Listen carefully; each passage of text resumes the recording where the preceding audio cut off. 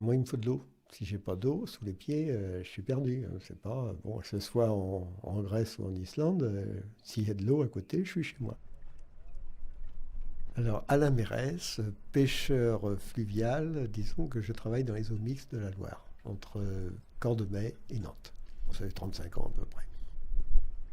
J'ai toujours pêché, puis un jour je me suis aperçu que j'étais pêcheur. Alors le quotidien d'un pêcheur, mais c'est pas la période de civelle, c'était de pêcher un maximum de civelle, donc il n'y avait pas de problème de quota, n'importe quoi. Des fois, bon, quand il faisait il y avait des vagues de froid ou quelque chose, on ne pêchait pas. Il y avait des interruptions dans la saison, mais enfin, tous les jours où il y avait du poisson, on allait à la pêche. La technique de la civelle dans l'estuaire, c'est la pêche en drosse. Donc c'est le bateau qui tire le tamis. Donc bah, tant qu'il y a du gasoil dans le bateau et puis de l'huile dans le moteur, le bateau il peut tourner. Au temps héroïque de la civelle où il fallait empêcher un maximum, l'idéal c'était de dormir, de faire 10 heures, dormir 2 heures et de repartir. C'est arrivé des fois. Quand le poisson était là, il fallait le faire.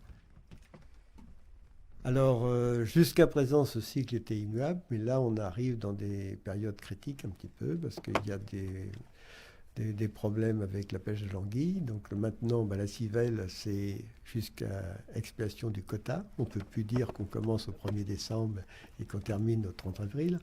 Cette année, les quotas étaient atteints début janvier. Donc là, ça fait beaucoup de changements.